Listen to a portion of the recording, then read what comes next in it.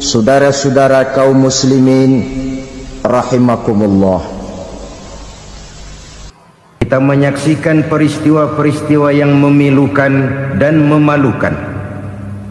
PHK terjadi di mana-mana. Pengangguran meningkat, harga-harga membumbung tinggi, daya beli rakyat semakin lemah. Sementara di bidang politik, kejadian-kejadian memberikan indikasi bahwa persatuan dan kesatuan kita sebagai bangsa dewasa ini tengah berada dalam ujian yang berat.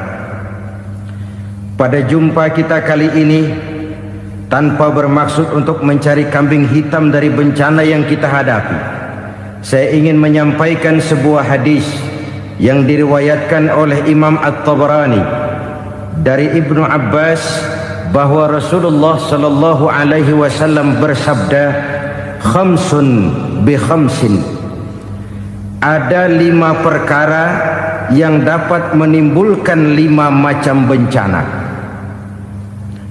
Mari kita renungi hadis ini satu demi satu sebagai bahan introspeksi buat kita semua dalam menghadapi bencana yang tengah berlaku sekarang ini.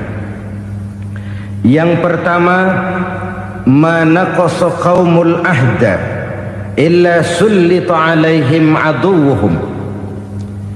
Apabila suatu kaum sudah mengingkari janjinya, maka mereka pun akan dikuasai oleh musuh-musuh mereka. Sederhana saja nampak kalimat dalam hadis ini. Apabila orang sudah mengingkari janji, mereka akan dikuasai oleh musuh-musuh mereka sendiri. Dan musuh kita yang paling utama saat ini adalah kemiskinan dan kebodohan. Kenapa itu terjadi? Karena kita mengingkari janji kita sendiri. Di saat awal-awal berdirinya Orde Baru, kita pernah berjanji untuk melaksanakan Pancasila dan Undang-Undang Dasar 45 secara murni dan konsekuen. Kita berjanji bahwa kita akan menegakkan pemerintah yang bersih dan berwibawa. Itu semua pada permulaannya. Waktu demi waktu berjalan, kita lupa dengan janji yang kita ucapkan itu. Ketuhanan yang Maha Esa kita ucapkan, tapi kesetanan yang luar biasa yang kita lakukan. Kemanusiaan yang adil dan beradab yang kita dengungkan, tetapi kemanusiaan zalim dan biadab yang kita praktekkan.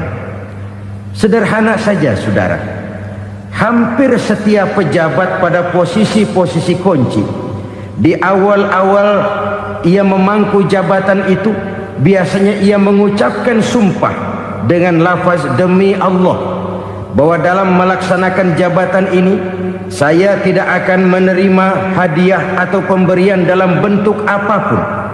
Itu pada permulaannya.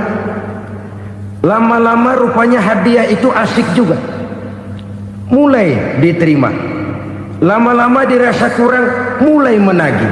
Dan akhirnya terjadilah praktek yang disebut suap menyuap, semir menyemir, dan lain sebagainya. Kalau ini sudah menjadi kenyataan, bagaimana kita mau menegakkan pemerintah yang bersih dan berwibawa? Undang-Undang Dasar 45 menyatakan bahwa bumi, air, dan seluruh kekayaan negara dikelola oleh negara bagi sebesar-besar kemakmuran rakyat. Yang terjadi adalah bahwa kita merasa mewakili rakyat untuk menikmati harta dan kekayaan negara, sehingga rakyat banyak tidak bisa ikut menikmatinya. Menumpuklah harta itu sehingga terjadilah pepatah, gunung ditimbun, sumur digali. Yang kaya semakin kaya, yang miskin semakin terpuruk. Kita ingkar dengan janji yang kita ucapkan di awal-awal kita bergerak. Kita ingkar dengan janji pada saat kita mengatakannya dengan menyebut nama Allah, dengan mempertaruhkan nama Tuhan. Sehingga pada akhirnya jabatan pun mengalami tender. Sudah menjadi rahasia umum, orang mau jadi lurah mesti mengeluarkan uang, mau jadi camat mesti mengeluarkan uang, mau jadi wali kota, bupati, bahkan gubernur, itu ada pasarannya. Secara logika, Kalau orang memperoleh satu jabatan karena banyak mengeluarkan uang, tentu pada saat ia mengeluarkan uang, ia sudah punya pemikiran, modal pasti pulang, modal pasti kembali. Kalau orang memperoleh suatu jabatan karena banyak mengeluarkan uang, maka langkah pertama yang dia lakukan setelah memangku jabatan itu ialah bagaimana uang bisa kembali, bagaimana modal bisa pulang. Kalau modal sudah pulang, pikiran berikutnya bagaimana supaya dapat untung. Lalu kapan mau bekerja untuk kepentingan rakyat? Itu nomor 18. Kemudian kalau ada proyek-proyek besar, pertanyaannya ialah bukan apakah proyek ini bermanfaat bagi rakyat, apakah proyek ini layak untuk diteruskan, tetapi yang jadi pertanyaan paling utama ialah bagian saya berapa duit dari proyek ini. Kita bisa lihat proyek, mega proyek lahan 1 juta hektar di Kalimantan Tengah, triliunan rupiah, dan proyek itu gagal. SD Impres bulan ini diresmikan, bulan depan retak. Jembatan-jembatan bulan ini gunting pita, bulan depan runtuh. Kita ingkar dengan janji. Kita berkata kita bekerja untuk kepentingan rakyat, tapi kita tidak pernah mengenal rakyat itu. Apabila suatu kaum sudah mulai mengingkari janji, maka mereka akan dikuasai oleh musuh-musuh mereka. Akibatnya tersusunlah barisan-barisan sakit hati yang makin lama makin menjadi bola salju, menggelinding membesar, dan kemudian terjadilah hal-hal yang tidak kita inginkan lagi. Apabila suatu kaum sudah mengingkari janji, maka mereka akan dikuasai oleh musuh-musuh mereka. Ini penyebab bencana yang pertama. Kita tidak konsekuen. Tadinya kita dengan lantang teriak-teriak berantas korupsi, ganyang korupsi. Pada waktu kita belum mendapat kesempatan. Setelah kita naik punya kesempatan, rupanya korupsi enak juga dirasa. Terjadi pergeseran nilai, orang luntur, kehilangan idealisme awal. Lalu untuk menghibur diri, menutup kesalahan, kita gunakanlah pepatah bahwa tidak ada gading yang tak retak, bahwa kita harus mikul dur mendem jero. Itu semua cuma sebagai dalih agar kesalahan kita tidak dibicarakan orang lain. Padahal kita sendiri yang mengingkari janji. Kita yang keluar dari komitmen awal kita. Kita berjanji melaksanakan Pancasila dan Undang-Undang Dasar 45 dengan murni dan konsekuen. Kita berjanji untuk menegakkan pemerintah yang bersih dan berwibawa. Namun dalam kenyataannya itu tidak kita laksanakan dengan sebagaimana mestinya. Kita bergeser, kita mengalami proses degradasi, peluncuran nilai, dan akhirnya terbentuklah barisan-barisan sakit hati yang semakin lama semakin membesar itu. Kita harus introspeksi. Memang kalau zaman sedang susah, biasanya kambing hitam laris, tukang kompor gentayangan. Itu dari dulu selalu mencari kambing hitam. Karena itu kita tidak bicara orang, kita tidak bicara siapa yang salah, kita bicara sistem, dan sistem itu bisa mengena siapa saja. Kalau orang sudah mulai mengingkari janji, bergeser dari komitmen awal, itu sudah mulai ia mengalami proses peluncuran, proses degradasi. Ini penyebab yang pertama. Kita tidak lagi konsekuen bahwa bumi, air, sumber daya alam adalah milik negara, dikuasai oleh negara, digunakan bagi sebesar-besar kemakmuran rakyat. Ternyata rakyat yang makmur itu tidak merupakan gambaran yang menyeluruh dari rakyat kita. Undang-undang dasar kita menganut ekonomi kekeluargaan, tapi yang kita praktekkan adalah ekonomi keluarga. Kalau bukan keluarga nggak dapat proyek. Kalau bukan keluarga nggak dapat macam-macam. kekeluargaan kita rubah menjadi keluarga, timbullah penyakit nepotisme. Kita bergeser, kita ingkari janji, dan kita anggap kita atasnamakan rakyat. Rakyat cuma sekedar jadi address, rakyat cuma sekedar jadi alamat, tetapi kehidupan mereka tidak banyak berubah dan tidak banyak terangkat. Kaum muslimin rahimakumullah, ini penyakit yang pertama, penyebab bencana yang pertama. Yang kedua, kata Nabi, wa ma hakamu bighairi ma anzalallah, apabila hukum yang diterapkan sudah tidak lagi bersumber dari hukum Allah, illa fasha fihimul faqru, maka akan bertebaranlah kemiskinan di mana-mana. Ini artinya apa? Apabila hukum tinggal sebuah stempel, apabila hukum sudah diatur menurut kepentingan, apabila hukum sudah tidak lagi ditegakkan secara adil, maka kemiskinan merambah di mana-mana.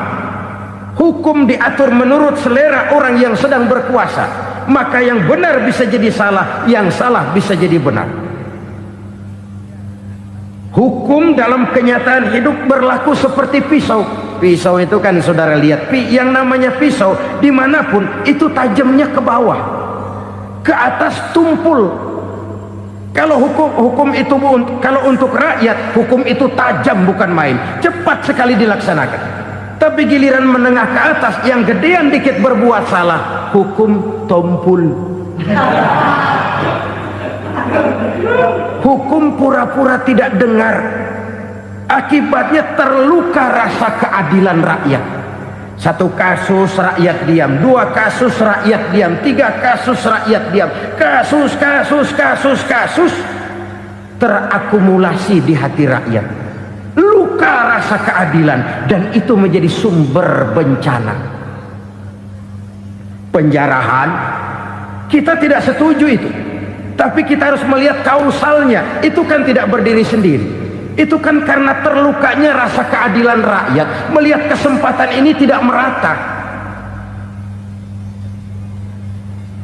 Kalau rakyat ini yang ngajukan kredit ke bank, walaupun jumlahnya cuma jutaan, ratusan ribu, susahnya 17 setan.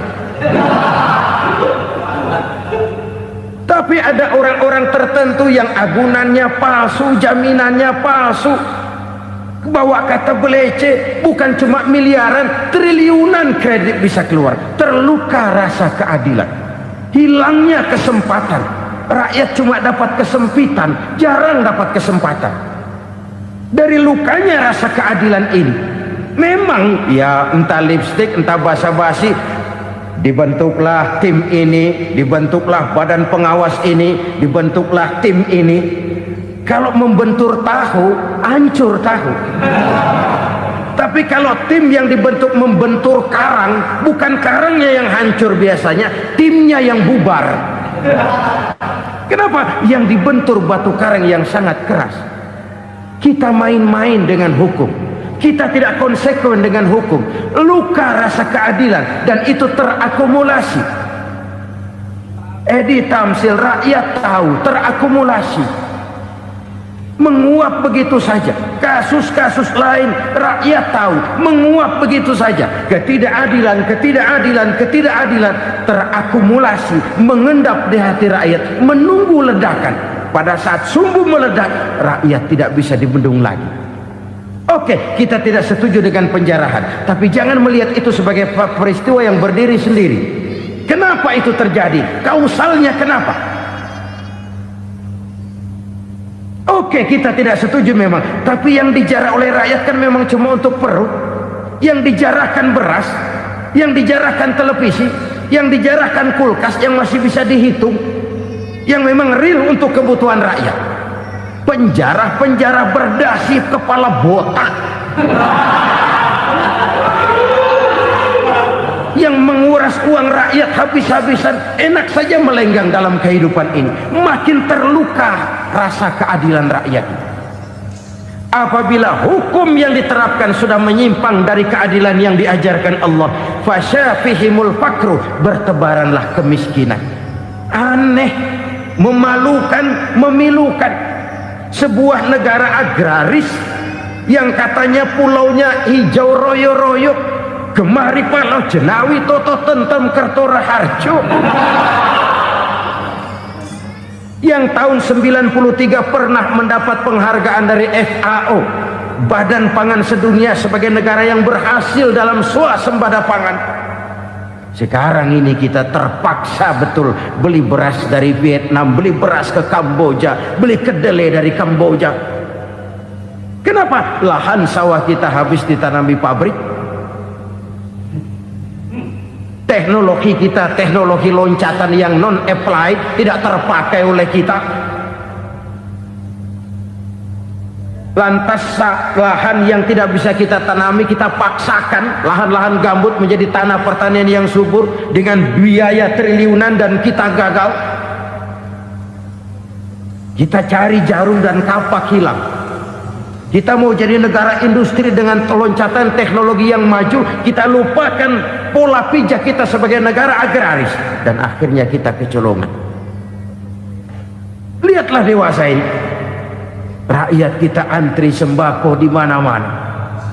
Di sebuah negara agraris, ketidakadilan melahirkan kemiskinan, kemiskinan moral dan kemiskinan material. Kemiskinan moral, rakyat nggak percaya lagi sama pejabat. Rakyat mengalami krisis figur. Orang alah lu ngomong dah main ember.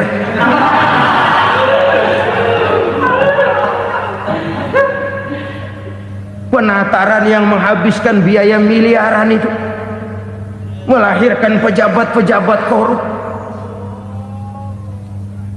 Pengawasan yang menghabiskan biaya miliaran itu ternyata impoten, mandul. Kemiskinan moral. Jujur saya berkata, saudara-saudara, setelah pintu reformasi dibuka, itu yang masuk memang macam-macam. Ada yang memang punya tujuan murni, konsekuen dan punya konsep.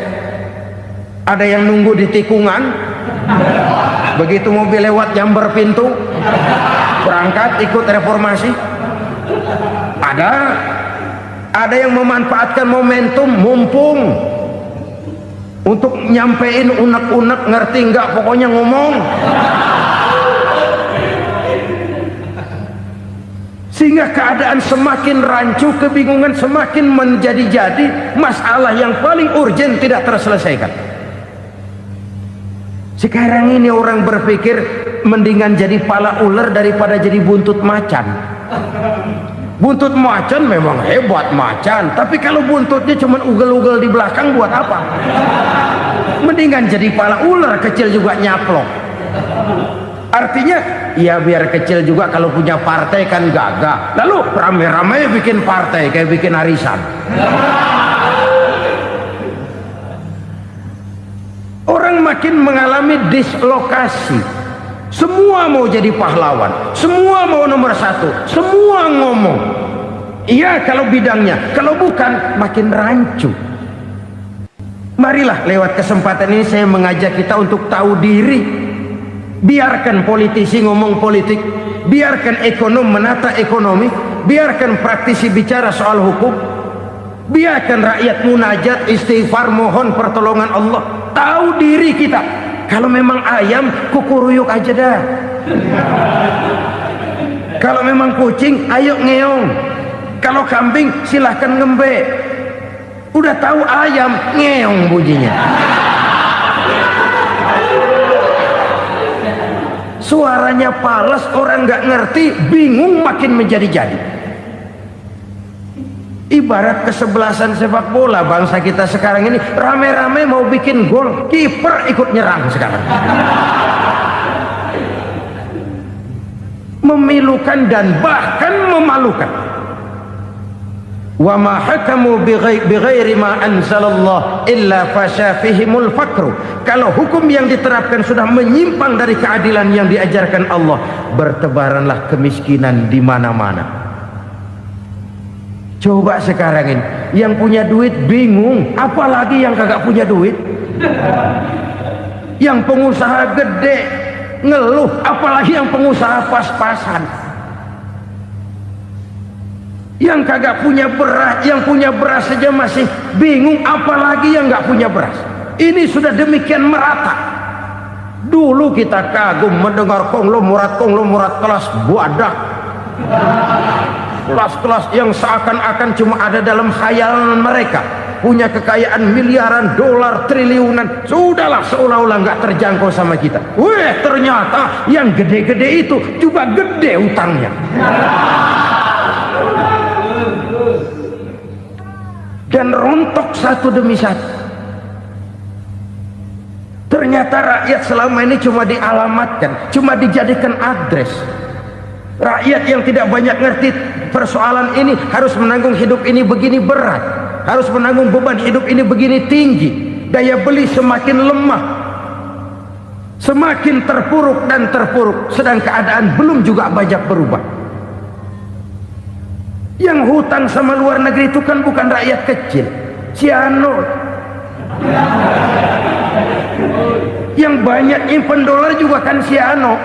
Rakyat kecil bocah kampung mah jangankan nyimpen dolar, ngelihat juga tumben.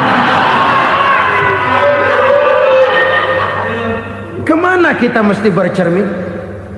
Sekali lagi saya mengatakan, maaf, kita tidak bermaksud mencari kambing hitam. Karena itu kita tidak bicara orang, kita bicara sistem, kita bicara keadaan. Beginilah yang dikatakan Nabi, penyebab timbulnya bencana, hukum yang ditegakkan tidak lagi berorientasi kepada keadilan, tapi berorientasi kepada kepentingan. Akhirnya bentuk hukum seperti pisau, tajam ke bawah, tumpul ke atas. Hukum cuma buat rakyat kecil, tetapi kelompok menengah ke atas kadang-kadang kebal dari perlakuan hukum. Maka bertebaranlah kemiskinan. Iya, kemiskinan moral berupa lukanya rasa keadilan. Kalau rasa keadilan terluka, orang kan nunggu kesempatan, saudara. Iya, dia nggak bisa ngomong, iya, dia nggak sanggup action, iya, dia nggak bisa tunjuk rasa, tapi hatinya kan, kapan ada kesempatan, kapan ada waktu, tunggu. Hatinya mesti begitu. Sehingga begitu ada kesempatan, terjadilah hal-hal yang tidak terhindarkan. Dan itu ekses, bukan reformasi. Jangan seperti sebuah dialog saya dengan seorang abang beca. Saya bertanya, bang, ya, abang tahu nggak reformasi? Tahu. Ustaz, apa? Pembakaran. Terus penjarahan, lalu perkosaan. Itu reformasi. Itu yang saya lihat. Nah, itu yang dia lihat. Saya tentu tidak menyalahkan abang beca kita, karena memang itu yang dia lihat dan sejauh itu wawasannya. Tapi ini indikasi bahwa banyak rakyat kita yang belum bisa menggunakan kebebasan secara bertanggung jawab. Padahal kebebasan tanpa tanggung jawab tirani. Sebuah contoh gampang-gampangan. Saya beli radio, saya setel di kamar saya, lalu saya bilang, ini radio gue. Yang beli gue, pakai duit gue setel di kamar gue, sekeras-kerasnya, gak ada urusan sama orang lain. Itu kata saya. Tetapi tetangga saya sebelah rumah kan boleh juga ngomong begitu. Kata tetangga saya, ini mata gue, yang ngantuk gue tidur di kamar gue, kenapa suara radio lu nyampe kemari? Artinya apa ini? Kebebasan saya nyetel radio dibatasi oleh kebebasan tetangga saya yang mau tidur. Tidak ada kebebasan mutlak. Kebebasan mutlak tanpa tanggung jawab kembali akan melahirkan tirani, kembali akan melahirkan pemaksaan kehendak. Dan itu lagi-lagi bukan demokrasi.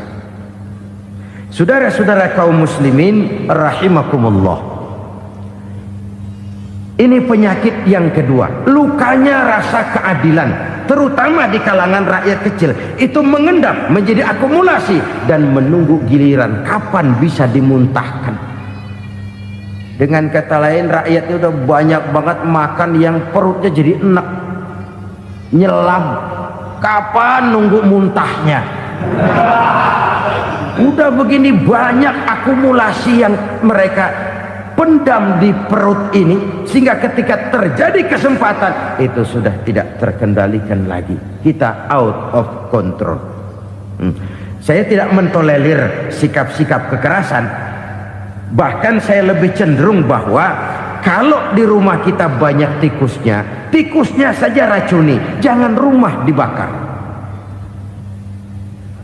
Bahwa ada korupsi, ya, ada kolusi, memang ada nepotisme, tentu. Tetapi tikusnya saja racuni, jangan rumah dibakar. Masa mau ngusir tikus bakar rumah? Tikusnya lari, tikusnya selamat, rumahnya ewes-ewes.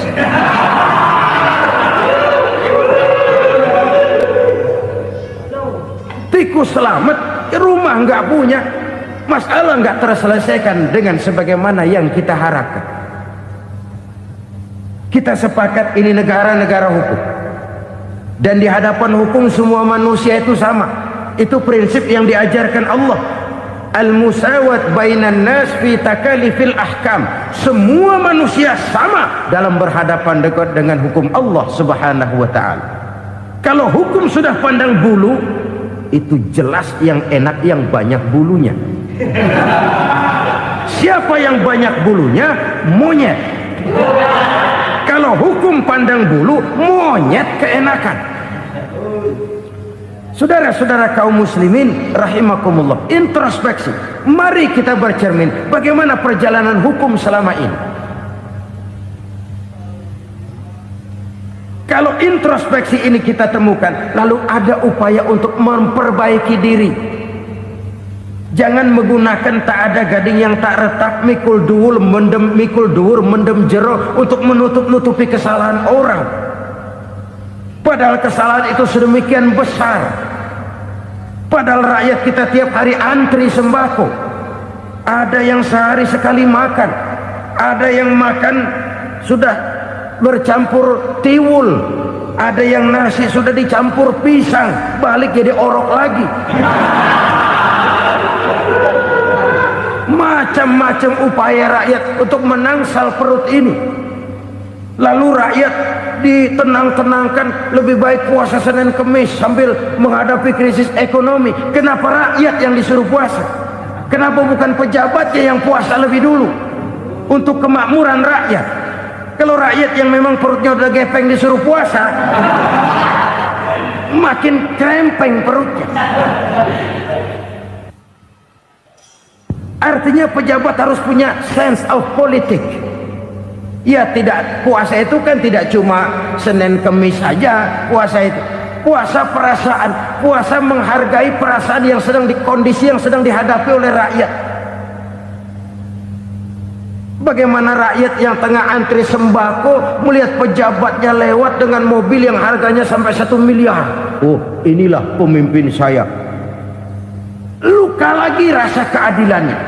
Kita tidak tenggang rasa. Puasa dalam artian itu pun akan menolong menegakkan semangat kebersamaan, membentuk semangat kebersamaan.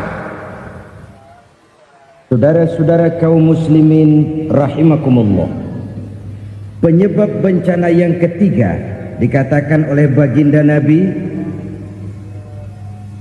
wala zaharat fihimul fahishatu illa fasha fihimul maut. Apabila kekejian telah merajalela, maka maut bertebaran di mana-mana. Kita renungi butir kalimat dalam hadis ini. Apabila kekejian telah merajalela, maut bertebaran di mana-mana. Begitu murah arti sebuah kehidupan. Penjarahan untuk hal-hal yang kecil tapi sampai mengorbankan nyawa. Apabila kekejian sudah terjadi di mana-mana, maut pun bertebaran. Maut dalam arti berpisah ruh dengan jasad, tapi juga maut dalam arti orang bisa mati karirnya, orang bisa mati usahanya, orang bisa mati kesempatannya karena perbuatan-perbuatan keji yang selama ini tidak terbendung. Lahirlah teori mafia. Siapa yang kuat dia yang berkuasa. siapa yang lemah dia menjadi mangsa. Proyek-proyek besar yang menang tender itu ya dari itu ke itu saja. Yang pengusaha-pengusaha tidak punya koneksi, tidak bisa bayar komisi, dapat proyek tetelan. Ada dagingnya dikit, tambahnya juga tetelan. Dagingnya sudah habis disantap oleh meja. Sekian puluh meja dilalui, sekian puluh amplop dikeluarkan. Sehingga yang akhirnya ya tinggal tetelan itu tadi. Maka kualitas pekerjaan pun sudah bukan lagi jadi masalah. Demikianlah mafia-mafia ini bermunculan di mana-mana. Di pengadilan terkenal mafia pengadilan. Hukum bisa dibeli, hukum bisa dipesan menurut kebutuhan sponsor. Mafia peradilan, mafia politik, mafia ekonomi, bahkan mafia agama yang menggunakan agama sebagai kedok, menggunakan agama sebagai dalih, menggunakan agama sebagai topeng untuk melancarkan maksud-maksud politiknya pun tidak tertutup kemungkinan. Apabila kekejian telah merajalela, maut bertebaran di mana-mana. Korupsi, kolusi, nepotisme itu bagian dari kekejian. Kita selama ini kalau mendengar maksiat, itu yang terbayang cuma judi, mabuk, zina. Iya, itu maksiat. Tapi korupsi, kolusi, nepotisme itu juga maksiat dalam bentuk lain. Kalau ini sudah bertebaran, maka maut terjadi di mana-mana. Jangan bayangkan cuma mati orangnya, itu sih kewajiban. Yang menyakitkan itu orangnya masih hidup tapi dibikin mati, karirnya mati. Kenapa? Karena yang diperlukan bukan cuma orang pinter tapi orang taat. Biar pinter, kalau nggak taat minggir. Biar bodoh, kalau taat bisa nyenangin atasan, bisa nyemur. Kumaha juragan wae ayeuna mah. Itu yang kadang-kadang dapat penghargaan. Tidak ada prestasi kerja kecuali bikin senang orang di atas. Kita lihat di desa-desa jalan rusak. Kalau ada berita pejabat anak mau turun, jalan rata sekali. Sampai tanah dari mana aja dikeruk buat ngeratain tuh jalan. Pejabat pulang legok lagi jalanan. Katanya kita kerja buat rakyat, nyatanya kita cuma melayani atasan. Kenapa? Terjadi lingkaran setan. Seperti kata lagu Dul Sumbang itu.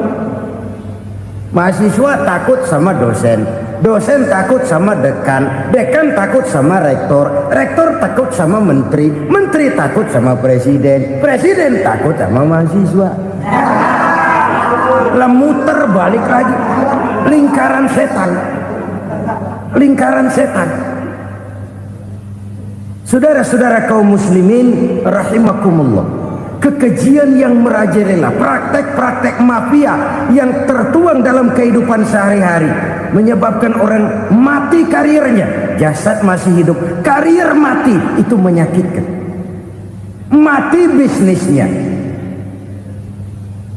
Rakyat kecil pernah senang ketika cengkeh booming, harganya bagus, rakyat banyak yang pergi haji. Lalu mau ditata, lahir tata niaga cengkeh, malah amburadul.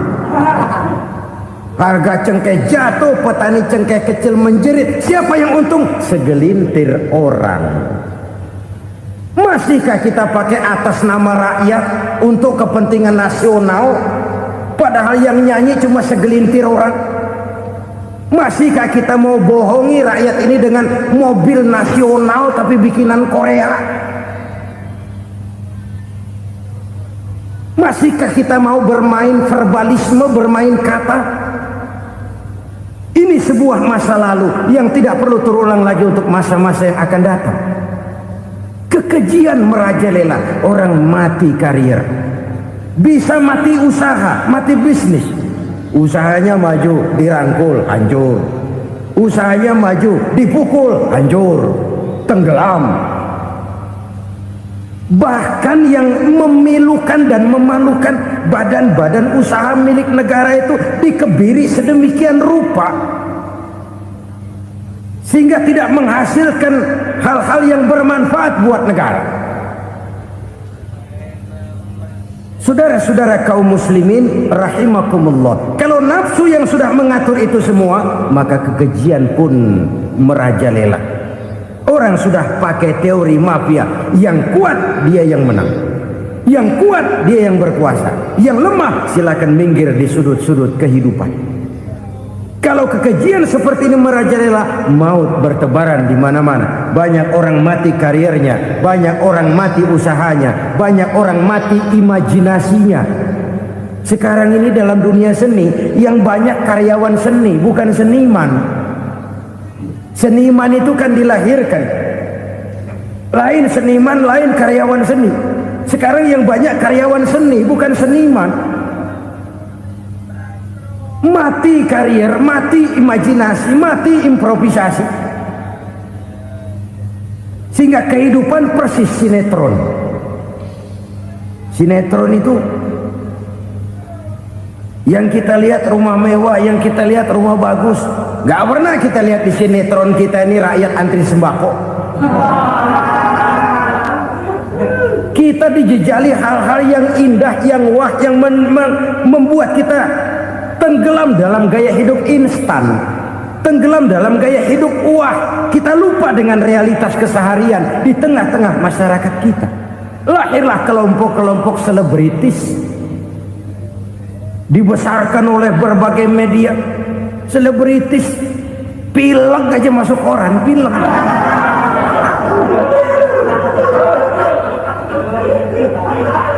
Rakyat yang pingsan antri beras nggak masuk koran. Rakyat yang semaput antri minyak nggak masuk koran. Selebritis panok masuk koran.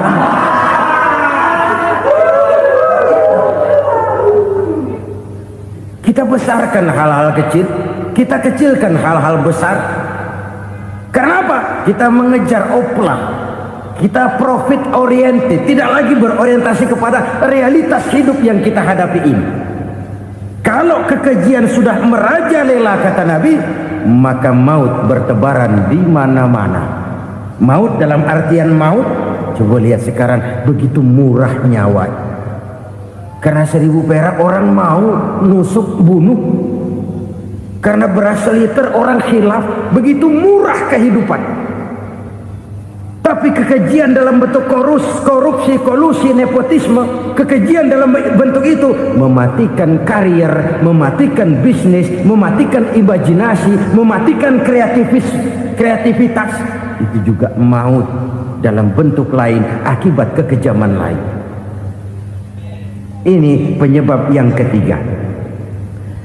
Yang keempat, penyebab bencana menurut baginda Rasul, wala tuffiful mikyala illa muni'un nabat. Apabila timbangan sudah dicurangi, maka tercegahlah tumbuh-tumbuhan. Apabila timbangan sudah mulai curang, maka terjadilah musim paceklik. Apabila bisnis sudah bergaya mafia tadi itu, kecurangan-kecurangan terjadi, tender di balik pintu, yang dimenangkan cuma kelompok-kelompok yang bisa memberikan presentasi yang besar, muni'un nabat, terjadilah paceklik. Paceklik, panen gagal, wereng, ya wereng, kemarau panjang, it's okay, air sulit, iya, tetapi kan semua itu ada yang ngatur. Kemarau ada yang ngatur, belalang itu ada yang ngatur, air itu juga ada yang ngatur. Yang ngatur itu yang serba maha. Kalau ia murka melihat kecurangan timbangan, Allah itu kalau murka kan gampang saja, tinggal komandoin balang, lang, hancurin tuh sawah. Konvoy belalang, konvoy, Allah tinggal ngutik angin El Nino. Mampir lo ke Indonesia, hujan nggak turun-turun, kemarau panjang. Jadi kalau musim kemarau kan namanya anginnya El Nino. Kalau musim hujan anginnya namanya La Nina. Cakep namanya, kejem orangnya. Saudara lihat Cina sekarang sedang kena La Nina, banjir besar, ribuan orang meninggal. Dia mah ribuan mati kagak berasa, rakyatnya miliaran.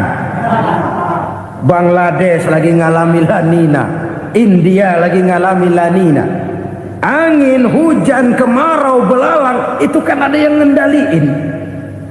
Kuncinya bukan di belalangnya, kuncinya bukan di peredaran matahari berputar, kuncinya di atas yang mengatur semua itu.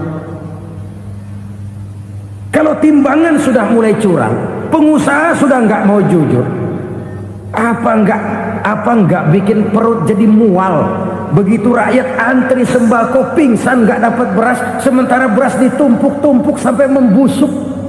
Kemana hati nuraninya? Kemana akal pikirannya? Kemana mereka yang berbuat atas nama rakyat tapi melihat rakyat susah tidak tergerak hatinya? Apabila timbangan sudah mulai dicurangi, bisnis sudah mulai melenceng, maka terjadilah paceklik. Sebuah negara yang berhasil dalam swasembada pangan, lalu sekarang menjadi negara yang rakyatnya antri untuk memperoleh kebutuhan pangan. Saudara-saudara kaum muslimin rahimakumullah, ini intinya adalah kecurangan. Kalau kecurangan sudah terjadi di mana-mana, dan ini milik siapa saja, bukan soal tempat, bukan soal jabatan, soal manusianya, SDM-nya. Kecurangan tidak cuma terjadi di kantor, di masjid bisa terjadi kecurangan. Korupsi tidak hanya bisa terjadi di kantor, di madrasah bisa ada korupsi. Faktor manusianya, ini soal SDM. Kecurangan yang besar tentu besar lagi kerugiannya. Kecurangan yang kecil, kecurangan sehari-hari, pedagang-pedagang kecil ngurangi timbangan, barang yang buruk dikatakan baik, yang baik dikatakan buruk, itu merugikan perorangan. Kecurangan yang besar merugikan bangsa dalam bentuk total, dalam bentuk seutuhnya. Nah, kecurangan-kecurangan seperti ini rakyat kan lihat, rakyat kan tahu, dan itu kembali terakumulasi di sini, pegel. Dan jangan lupa, rakyat yang nggak ngomong itu, rakyat yang nggak bersuara itu, batinnya menjerit, jeritannya menggoncang aras, dan itu didengar Allah. Yadullah fauqal jamaah, kata Nabi, tangan Tuhan di atas orang banyak. Jeritan hati rakyat menggoncang aras. Rakyat yang terlalu banyak dizolim, rakyat yang terlalu banyak dirugikan, ya rakyat yang terlalu banyak di atas namakan, menjerit batinnya, menggoncang aras, dan Allah bisa menggerakkan apa saja untuk membuat satu situasi. Allah bisa menggerakkan apa saja untuk membuat satu situasi. Saudara-saudara kaum muslimin rahimakumullah, ini faktor yang ketiga, timbulnya kecurangan. Faktor yang keempat maksud saya. Yang kelima, penyebab timbulnya bencana menurut baginda Nabi, wala muni'uz zakat wala muni'uz zakat illa hubbisa anhumul qatru. Apabila zakat enggan dibayar, maka tercegahlah qatrun. Qatrun ini kalau bahasa kita sembako. Maka tercegahlah kebutuhan-kebutuhan yang kita perlukan. Ini, kita tidak meragukan bahwa yang kita tuju adalah masyarakat yang adil dalam kemakmuran dan makmur dalam keadilan. Nah, antara kemakmuran dan keadilan ini memang sering tidak bisa berjalan seiring. Pada saat kemakmuran kita kejar, ekonomi kita pacu, ada nilai-nilai keadilan yang tertinggal. Pada pada saat nilai keadilan kita tegakkan benar-benar, ada unsur-unsur kemakmuran yang terabaikan. Oke, kita bisa mengatakan kasus. Oke, kita bisa mengatakan itu sebagian kecil. Tapi kalau sebagian kecil, lama-lama kan jadi sebagian besar. Oke, kita mengejar kemakmuran. Pertanyaannya, kemakmuran untuk siapa? Oke, kita berikan kelompok tertentu kue yang besar dengan harapan nanti dia bagiin kuenya kepada yang kecil-kecil.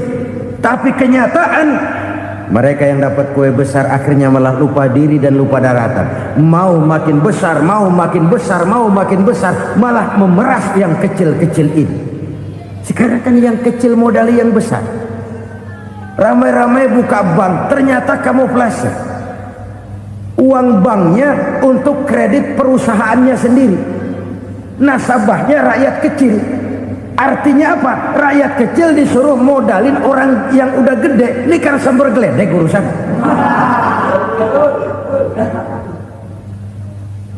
Ini kan permainan apa lagi? Rakyat kecil suruh modali yang gede. Nasabahnya rakyat kecil, kumpulkan uangnya di bank, kucurkan kredit kepada perusahaannya sendiri. Bukankah itu rakyat kecil suruh modali yang gede? Sudah begitu kejamkah kita untuk meraih keuntungan dengan mengorbankan orang kecil ini? Sudah tidak bicara lagi kah nurani kita melihat penderitaan orang yang semakin susah ini? Kalau zakat enggan dibayar, padahal zakat 2,5% saja, 2,5% saja. Kalau itu pun enggan, kalau zakat saja enggan, bagaimana pula yang namanya sodako, bagaimana pula yang namanya infak, bagaimana pula yang namanya santunan, bantuan. Kadang-kadang lipstick nyumbang si nyumbang, cuman nyolongnya lebih gede. Ini namanya sumbangan lipstick. Buat lipstick itu kan buat ngumpetin bibir pucat. Itu fungsi utama lipstick. Buat ngumpetin korupsinya, nyumbang kegiatan-kegiatan sosial. Tapi yang dia korup lebih gede dari yang dia sumbangin. Lipstick kamuflase. Nepu kata anak sekarang.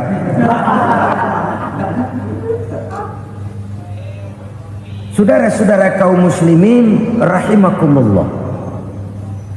Demikian berat kewajiban zakat ini sampai di zaman Sayyidina Abu Bakar pernah keluar komando perangi orang yang enggan membayar zakat. Perangi. Karena fungsi zakat adalah menjembatani antara si kaya dengan si miskin. Bahwa ada kemiskinan itu Qur'ani. Allah menyatakan, aku melebihkan rezeki sebagian kamu dari yang lain. Ini kan kesenjangan. Allah melebihkan rezeki sebagian kamu dari yang lain. Ada itu. Tetapi itu berjalan secara nature. Nah, kalau direkayasa, yang kaya semakin kaya, yang miskin semakin terpuruk, yang sudah besar dapat proyek besar, yang kecil dapat tetelan. Ini kan rekayasa namanya. Kesenjangan yang direkayasa ini yang kita harus kikis. Nah, fungsi zakat menjembatani dari sisi sosial. Dari sisi pribadi, Nabi berpesan, zakku amwalakum biz zakat. Bersihkan hartamu dengan zakat. Sekarang ada istilah nyuci uang. Uang hasil korupsi itu bisa dicuci, dijadikan uang bersih. Bukan pakai rinso, bukan. Pakai politiknya koruptor, diolah sedemikian rupa sehingga jadi uang resmi. Sudah memutik, itu termasuk yang disebut kejahatan kerah putih, white collar crime. Kejahatan kerah putih, kejahatan pakai dasi, kejahatan kelas kakap. Makanya orang mendingan goblok kagak bener daripada pinter kagak bener. Goblok kagak bener itu gampang ngurusinnya. Pinter kagak bener, ini yang berabe bener ngurusinnya.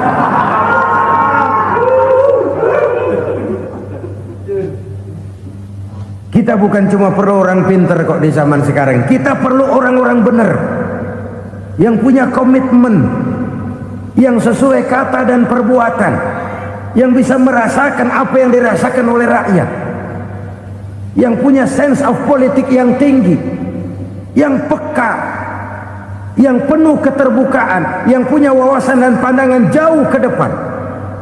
Dari sisi pribadi, zakat itu membersihkan harta kita. Ya, dia tercampur dengan yang subhat, dia bahkan mungkin tercampur dengan sedikit-sedikit yang haram. Itu zakku amwalakum bizakat. Bersihkan hartamu dengan zakat itu. Pada sisi sosial ia menjembatani, pada sisi pribadi ia membersihkan harta kita. Karena itu kalau kita minta berdoa minta rezeki, syarat rezeki itu halalan thayyiban wasi'an. Nggak pernah kurang dari 3 itu. Halal, bagus, banyak.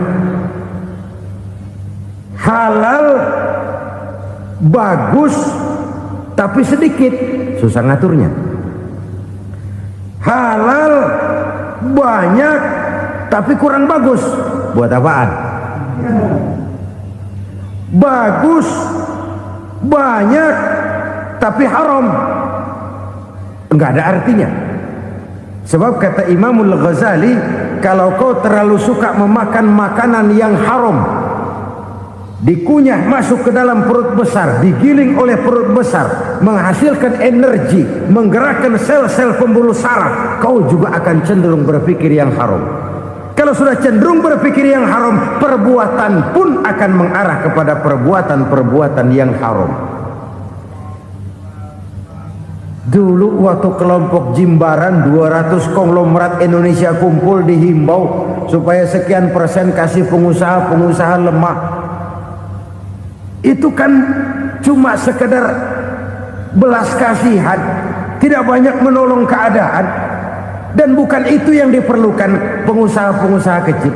Yang diperlukan adalah berikan kami kesempatan seperti mereka dapat kesempatan. Berikan kami peluang seperti mereka juga dikasih peluang.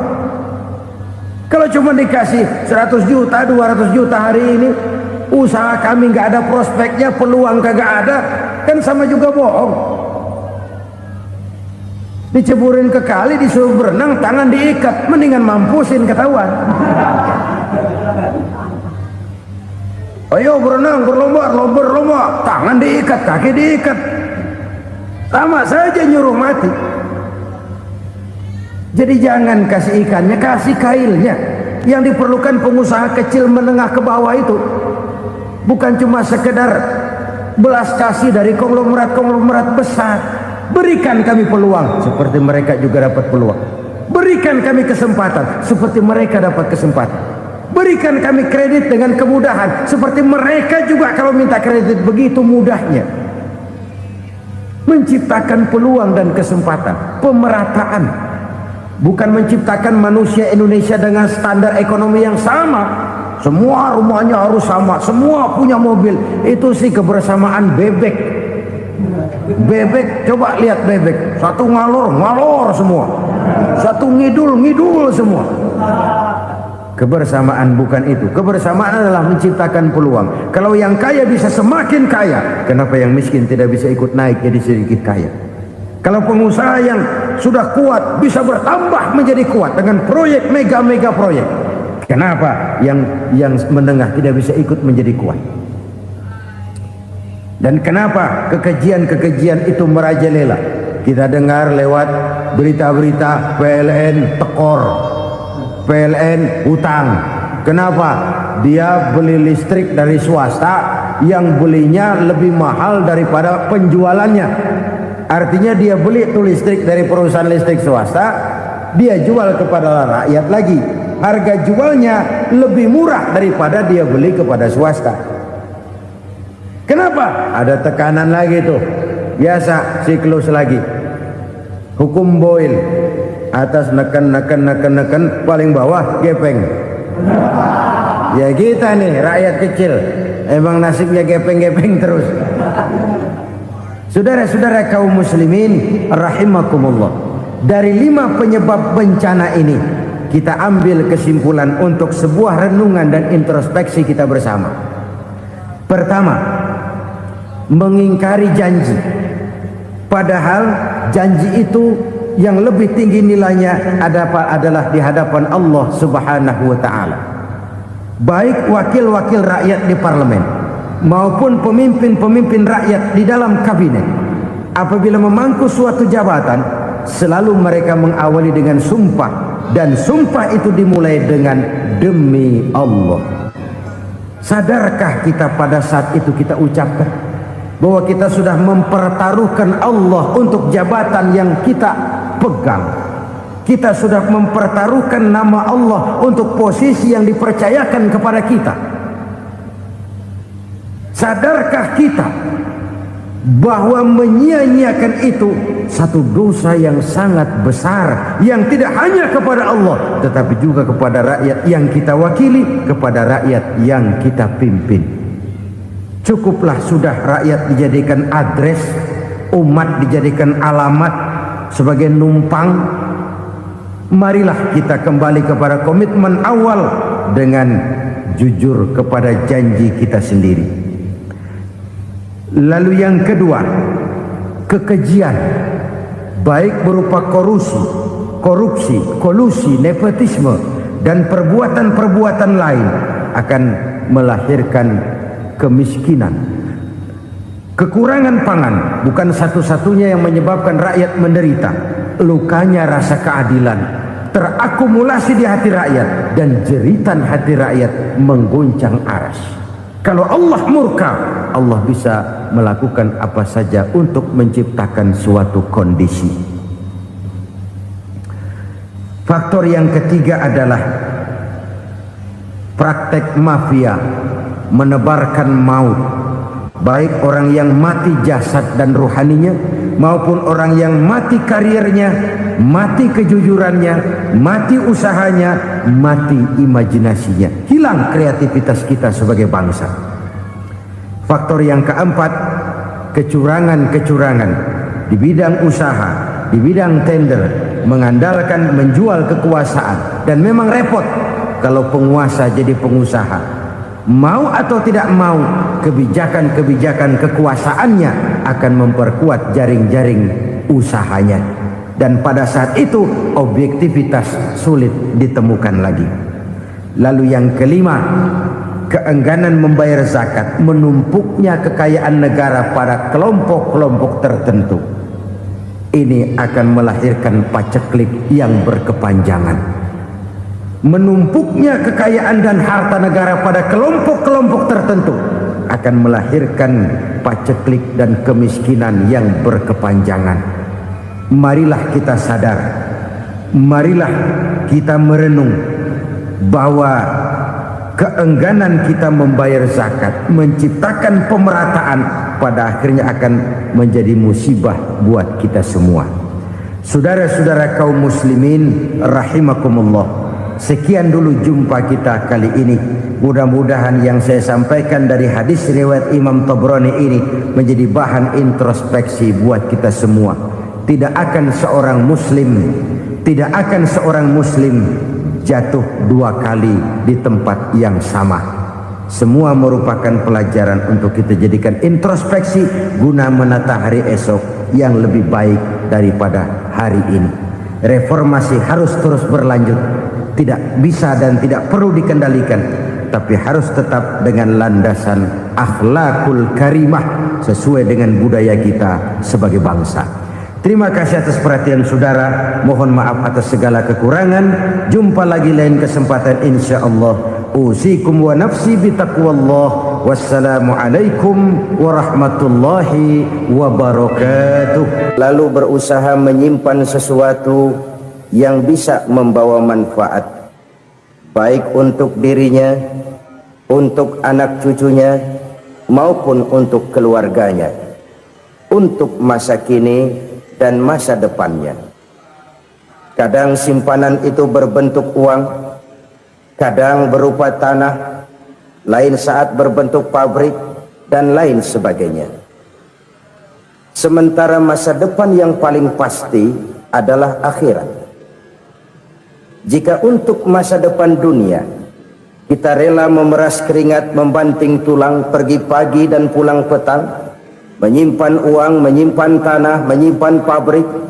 Pernahkah kita merenung jika satu saat kiamat datang, kita dibangkitkan dari kubur masing-masing, berdiri di padang mahsyar untuk mempertanggungjawabkan seluruh kegiatan hidup kita di dunia ini, lalu kita akan menuju ke alam akhirat.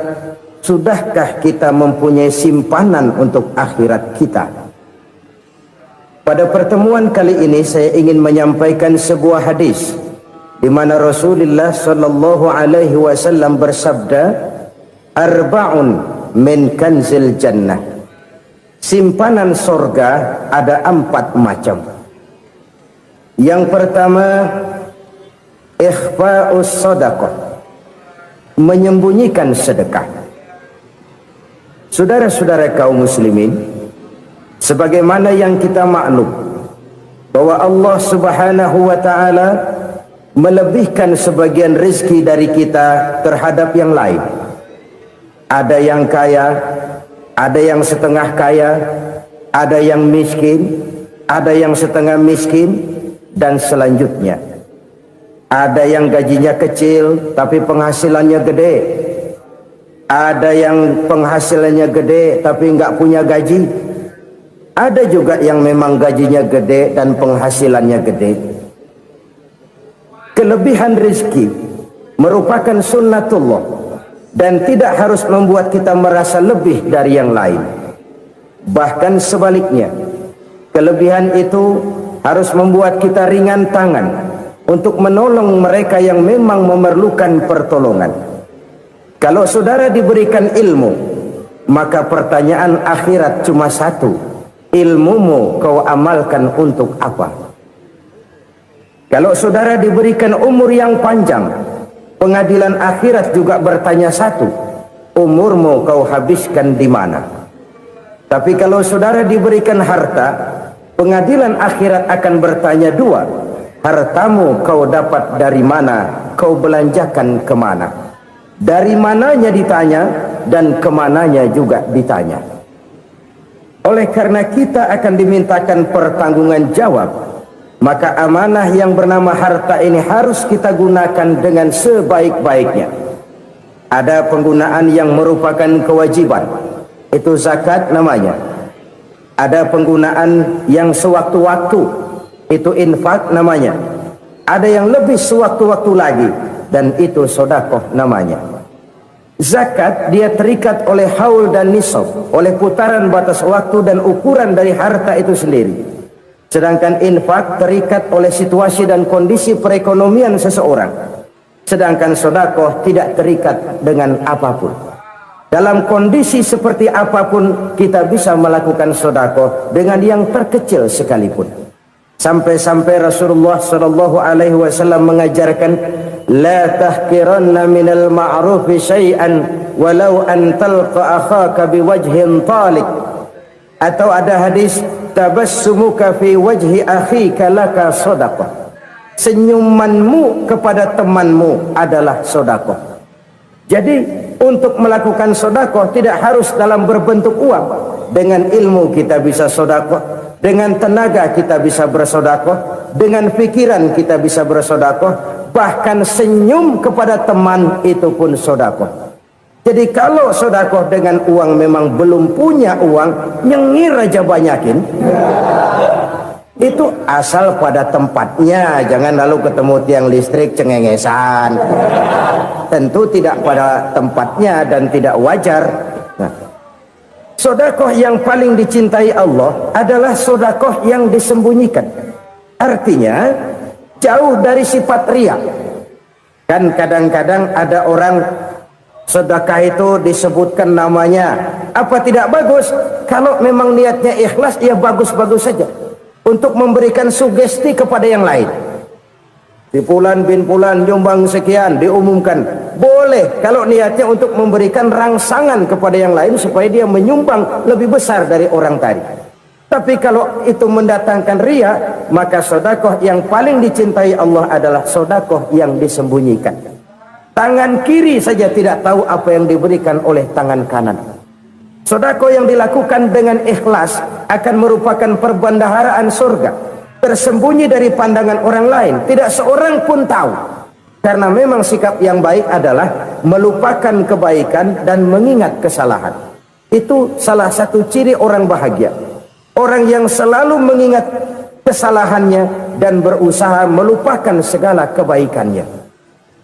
Kalau dia akan berada kebaikan, dia tidak bisa ikut, dia merasa rugi karena dia merasa belum pernah berbuat baik. Tapi kalau akan melakukan kesalahan baru, dia ingat kesalahan yang sudah-sudah, sehingga terhalang baginya untuk melakukan satu kesalahan baru.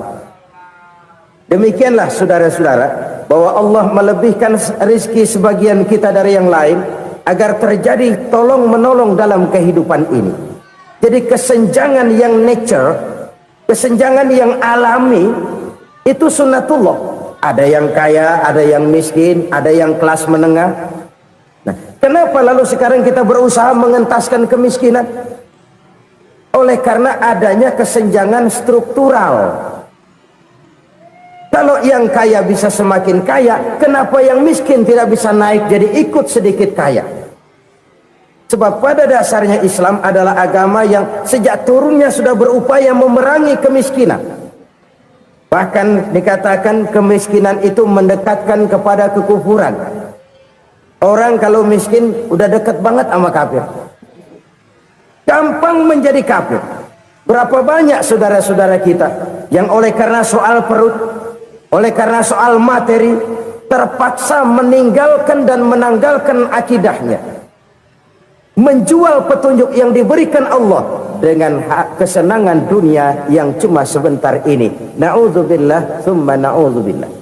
Jadi makin kita sembunyikan satu sedekah, semakin banyak perbendaharaan kita di surga. Sedekah yang paling dicintai Allah adalah sedekah yang disembunyikan.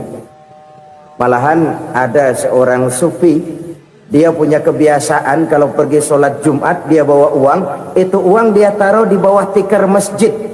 Dia niat sedekah kepada siapa saja yang nemuin itu duit. Maksudnya apa? Supaya yang nemuin nggak tahu siapa yang punya duit. Demikian dia saking ingin menyembunyikan sedekahnya. Karena sifat ria itu bisa memakan amal kita sendiri. Ria itu termasuk menyebut-nyebut kebaikan kita. Orang yang suka nepuk dada, sedikit-sedikit ngitungnya kalau nggak gua. Tuh kalau nggak gua tuh yang belas itu kalau nggak gua, iya kalau nggak lu kenapa emang? Orang yang suka menepuk jasa, tuh biasanya memang begitu saudara-saudara. Kalau perang lagi berkecamuk, orang nggak sempat ngaku jadi pahlawan. Tapi begitu perang selesai, yang kagak kenal bedil ngaku pahlawan, mas. Itu sesuatu yang biasa. Oleh karenanya orang-orang yang ikhlas dalam bersodako, disembunyikannya sodako itu Allah cinta betul. Malahan ada hadis memberikan jaminan, inna sodaqatal mar'il muslimi tazidu fil umri wa tadfa'u mitatas su'i. Sesungguhnya sedekahnya seorang mukmin tazidu fil umri, bisa menambah umur panjang, wa tadfa'u mitatas su'i, dan menyelamatkan manusia dari mati secara su'ul khatimah. Jadi siapa yang kepengen panjang umur, banyaklah sedekah. Yang bosan hidup, pelit terus. Sedekah menambah panjang umur dan menyelamatkan manusia dari mati secara su'ul khatimah. Pak, katanya umur itu nggak bisa ditambah, nggak bisa dikurangin. Kapan? Kalau ajal sudah datang. Fa idza jaa ajaluhum la yastakhiruna sa'atan wa la yastaqdimun. Kalau ajal datang tidak bisa dimajukan, tidak bisa dimundurkan. Itu kalau ajal sudah datang. Tidak bisa lagi umur ditambah dikurangi, sudah datang. Tapi kalau belum datang, itu kan haknya Allah. Mau ditambah, mau dikurangi, hak prerogatif Allah. Sebagai pencipta manusia, Allah maha kuasa dan maha mampu. Sedekah ini menambah panjang umur dan menyelamatkan manusia dari mati secara su'ul khatimah. Itu orang mati kan sama ya, kondisinya mati, nggak nafas. Tapi hakikat mati kan lain-lain. Ada yang mati itu husnul khatimah, baik akhirnya.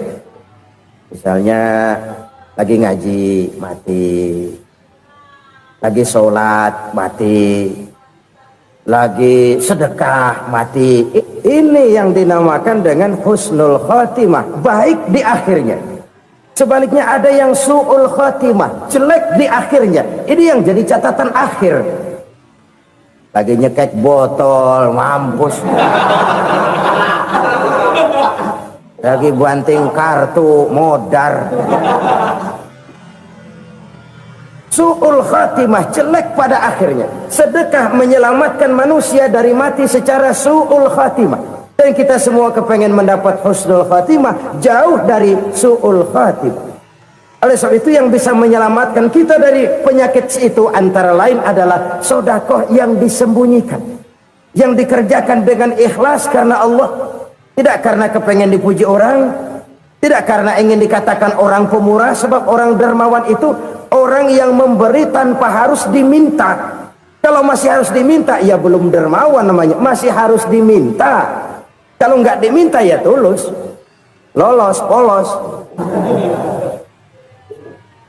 Saudara-saudara kaum muslimin rahimakumullah, harta adalah amanat dan akan kita pertanggungjawabkan. Allah melebihkan rizki sebagian kita dari yang lain agar kita saling tolong menolong, bantu membantu. Nabi janjikan siapa yang meringankan beban saudaranya muslim di dunia, Allah akan meringankan bebannya di akhirat nanti. Sebuah jaminan dari baginda Nabi. Si orang yang kita bantu barangkali tidak bisa membalas, Allah yang akan membalas lewat jalan lain yang tidak pernah kita sangka-sangka. Ada orang tanya, Pak, ini ada orang nyumbang masjid sambil marah-marah, bagaimana? Saya bilang sumbangannya aja ambil, marahnya jangan. Marahnya jangan diambil, itu urusan dia. Saudara-saudara kaum muslimin rahimakumullah, umat Islam ini kan umat yang punya potensi besar. Kadang kita merenung, kenapa kadang-kadang pembangunan masjid kok lambat sekali? Kalau hotel hari ini peletakan pertama, bulan depan peresmian. Supermarket hari ini peletakan batu pertama, minggu depan peresmian. Tapi kalau sudah yang namanya masjid, kadang-kadang peletakan batu pertama sekaligus jadi batu terakhir. 3 tahun, 4 tahun, campur nebar jalak di jalanan, duit dijaring kayak ikan sepat. Apa tidak ada orang Islam yang kaya? Banyak. Apa tidak ada pengusaha muslim yang jadi konglomerat? Ada. Lalu yang belum banyak itu yang komit terhadap nilai-nilai agamanya. Akhirnya kita jatuh jadi umat yang lemah. Belum ada pengusaha konglomerat muslim buka pabrik supermi cap bedug misalnya umpamanya atau pabrik kecap cap sorban supaya identitas keislamannya sedikit kelihatan. Kita jatuh jadi umat yang lemah karena potensi tidak terinventarisir dengan baik. Kita ini ibarat kompor yang cuma matengin nasi orang lain. Potensi kita dimanfaatkan oleh orang lain. Ukhuwah Islamiyah kita baru terbatas kepada silaturahmi. Ukhuwah di bidang ekonomi kita lemah, ukhuwah di bidang kebudayaan kita lemah, apalagi ukhuwah di bidang politik kita lebih rapuh lagi. Padahal ukhuwah itu adalah totalitas kehidupan manusia, menyangkut ipolek sosbud, memerlukan nilai-nilai ukhuwah. Jadi oleh karena itu mari kita menyadari di dalam harta kita, walaupun kita yang cari, pergi pagi, pulang sore, peras keringat, banting tulang, di sana ada harta anak yatim. Di sana ada hak masjid. Di sana ada hak pesantren. Di sana ada hak jihad. Berbahagialah seseorang apabila dia oleh Allah dijadikan keran. Keran itu menyimpan air, tapi tidak untuk dirinya, tapi disalurkannya kepada mereka yang memang memerlukannya. Saudara-saudara kaum muslimin rahimakumullah, ini yang pertama. Jadi perbendaharaan surga adalah menyembunyikan sedekah. Orang lain nggak tahu, kita pun nggak pernah ngitung-ngitung. Kita anggap lewat begitu saja, padahal itu deposit akhirat. Satu. Yang kedua, perbendaharaan surga itu apa? wa kitmanul musibah, menyembunyikan kesulitan. Kadang orang takut menghadapi kesulitan, tapi makin kita merenung, hidup ini kan sebenarnya urusan. Takut sama urusan ya jangan hidup. Tandanya orang hidup itu kalau punya urusan. Urusan melupakan problem, problem sering menimbulkan kesulitan. Kesulitan bukan untuk ditakuti, tapi untuk diatasi dan dicarikan jalan keluarnya. Siapa sih orangnya yang nggak pernah sulit-sulit? Makin tinggi status sosialnya, makin gede urusannya. Makin tinggi kualitas imannya, makin berat tingkat kesulitannya. Cuma memang yang namanya enak itu seperti pelangi. Biang lala itu nggak pernah di atas kepala kita, di atas kepala orang melulu. Lo sih enak lo, kata kita. Dia juga bilang yang enak kan lo. Pelangi itu nggak pernah di atas kepala kita. Kata tukang beca, aduh enak ya naik Mercy. Kata tukang beca, apa yang di dalam mobil Mercy? Aduh enak bener tukang beca, di jok ngeringkuk ngorok pules bener. Saya kamar pakai AC sejuk, tempat tidur sutra empuk, alga spring bed, gula kulik nggak bisa pules kalau belum minum Valium, belum tidur. Enak bener tukang beca, di jok ngorok nggak tahu wetan kulon. Si tukang beca bilang yang di Mercy enak, yang di Mercy bilang tukang beca enak. Inilah enak, nggak pernah di atas kepala kita, di atas kepala orang lain melulu enak itu. Nah saudara-saudara, yang merupakan perbendaharaan surga itu orang yang bisa menyembunyikan kesulitan, baik pribadi ataupun rumah tangga. Nih terutama rumah tangga yang jadi soalnya. Kadang-kadang kita ini kalau senang, sebaliknya kalau senang kita diam, kalem aja, cuek. Banyak banget duit kita bawaan, diam aja udah. Malah ketemu orang takut. Tapi begitu susah, sekampung tahu. Padahal Nabi mengajarkan perbendaharaan surga itu menyembunyikan musibah, menyembunyikan kesulitan. Kalau enak, cerita sama orang-orang. Kalau nggak enak, rasain sendiri, tekan sendiri, atasin sendiri. Kita kan sebaliknya, senang kita diam, asal lagi susah, paling tidak kita nyari teman buat cerita kesusahan. Siapa orangnya yang nggak pernah susah? Cuma soalnya bagaimana kita mengatasi kesusahan itu sendiri. Begitu juga misalnya kalau orang sudah berumah tangga, itu orang tuanya harus menjadi tempat dia cerita yang enak-enak saja. Yang nggak enak rasain berdua, selesaikan berdua, atasin berdua. Jangan dibalik. Asal senang diam, giliran susah saja. Maknya laporan. Terbalik. Bisa menjaga security informasi. Maka nama bayam keluar diam, malah seluitan. Enak amat lo makan daging ayam. Security informasi. Saudara-saudara kaum muslimin rahimakumullah, ujian yang terberat itu yang pernah diberikan kepada para nabi, para rasul, para aulia, para ulama. Makin tinggi keimanan, makin berat bentuk kesulitan. Ayo saya kemukakan satu contoh saja. Ada seorang nabi yang kaya, nabi kaya, namanya Nabi Ayub. Iblis kalau orang begini kan keki, ibadahnya rajin, kaya. Nih yang kayak begini susah digodain. Kalau ibadahnya rajin, miskin, kali bisa disogok. Sini imannya mantap, ibadahnya rajin, kaya, nabi lagi. Oh, tapi namanya iblis nggak kurang akal. Laporan, Tuhan, kenapa Les? Ya ini bahasa saya, bahasa Qurannya sih nggak gitu. Itu hambamu yang namanya Ayub, dia rajin ibadah cuma karena dikasih kaya aja. Coba kasih miskin dia, berhenti dia sembahyang. Ah kamu bisa aja, saya tahu Ayub itu hambaku yang ikhlas. Saya buktiin Tuhan, silahkan. Dibuktiin lah, iblis turun ke alamin. Yang mula-mula dia lakukan, dia rusak sawah ladang Nabi Ayub. Dia binasakan binatang ternak Nabi Ayub. Sehingga dalam waktu singkat, Jatuhlah Nabi Ayub dari orang paling kaya jadi orang paling miskin. Beliau masih ibadah di mihrab dalam masjid. Datang iblis. Saudara Ayub, ya. Lagi ngapain? Ibadah. Nyembah Allah, nyembah Allah. Oh, percuma. Kenapa? Tuhan yang ente sembah nih, dia udah bikin miskin ente. Sawah ladang ente hancur lebur, binatang ternak binasa. Sekarang ente jadi orang paling miskin. Ngapain nyembah Tuhan kayak begitu? Tekor. Udah berhenti dah ibadah, berhenti ibadah. Ini iblis sama Tuhan laporannya lain, yang dikerjakan kepada Nabi Ayub juga lain. Benar begitu iblis kata Nabi Ayub? Iya, sawah ladang saya habis, buras. Binatang ternak saya binasa, binasa. Saya miskin, bangpak. Apa jawab Nabi Ayub? Bukan innalillahi, ya, ini hebat. Alhamdulillahillazi a'tani wa akhza minni. Segala puji bagi Allah yang telah memberikan harta kepada saya dan sekarang mengambilnya lagi. Alhamdulillah.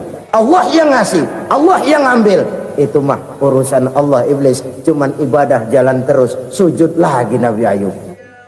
Iblis seleher gondok banget. Dasar Nabi nggak mempan dia apa-apain. Miskin malah alhamdulillah. Allah yang ngasih, Allah yang ngambil. Jadi kalau kita tidak komit, kita tidak terikat kepada kaya, miskin, senang, susah, apa yang bisa bikin kita susah? Jadikan kekayaan, kemiskinan, jadikan senang, susah sebagai anak buah yang bisa kita atur. Jangan kekayaan ngatur kita, jangan kemiskinan ngatur kita. Kita yang harus mengatur mereka. Senang, susah, kaya, miskin, bahagia, sengsara, jadikan itu anak buah yang bisa kita atur. Kalau sekarang kita kaya, lain saat boleh jadi kita miskin, semiskin-miskinnya. Allah yang ngasih, Allah yang ngambil. Tenaga mana yang bisa menghalangi? Ibadah jalan terus. Iblis makin gondok. Dasar Nabi loh. Akhirnya apa? Nabi Ayub dikerjain, diberikan penyakit.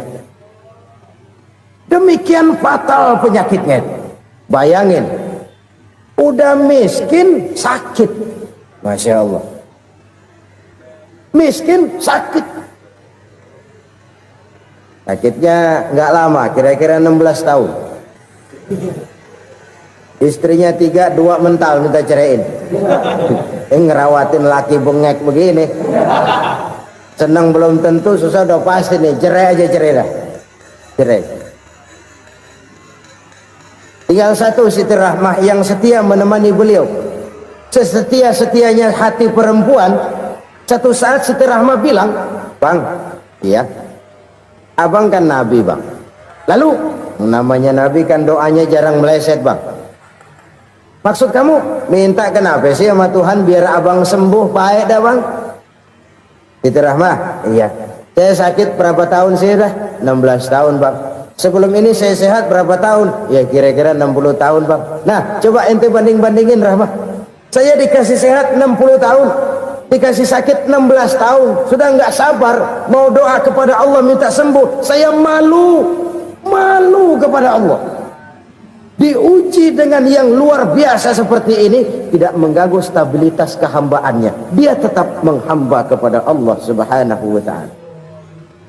Saudara-saudara kaum muslimin rahimakumullah, kunci menghadapi kesulitan itu apa? Allah jelaskan dalam satu ayat, wa basyiris sabirin alladzina iza asabathum musibah qalu inna lillahi wa inna ilaihi raji'un. Gembirakan orang-orang yang sabar. Siapa mereka itu? Yang apabila mendapat musibah mereka kembali kepada keyakinan dasar, segalanya dari Allah dan segalanya akan kembali kepada Allah. Ini konsepsi dasar dari sikap muslim dalam menghadapi berbagai kesulitan. Segalanya dari Allah, segalanya akan kembali kepada Allah. Kalau ini sudah kondisi dasarnya, maka kita akan lapang menghadapi kenyataan bagaimanapun pahitnya. Apakah itu namanya miskin, apakah itu namanya sakit, bahkan maut sekalipun. Maut sekalipun. Segalanya dari Allah, segalanya akan kembali kepada Allah. Ini sikap hidup, bukan sekedar ucapan. Kita kadang-kadang menjadikannya sebagai ucapan. Mulutnya sehingga berhenti, innalillahi wa inna ilaihi rajiun, tapi nangisnya terus gerung-gerungan. Bukan itu, ini kesadaran moral. Kalau segalanya dari Allah, segalanya kembali kepada Allah, kan sebenarnya cuma nunggu giliran. Hari ini saya nyembayangin dia, entah hari apa saya disembayangin orang. Hari ini saya antar dia ke kubur, entah hari apa orang nganterin saya ke kubur. Hari ini saya tahlilkan dia, entah nanti kapan orang tahlilkan saya. Segalanya dari Allah, segalanya akan kembali juga kepada Allah. Oleh sebab itu saudara-saudara, kesulitan bukan untuk ditakuti, kesulitan justru untuk diatasi, dicarikan jalan keluarnya. Dan tidak ada orang yang tidak pernah mendapat kesulitan, tidak ada. Semakin tinggi status sosial, semakin tinggi kualitas keimanan, semakin besar juga tingkat kesulitan. Hanya saja bagaimana cara kita mengatasinya.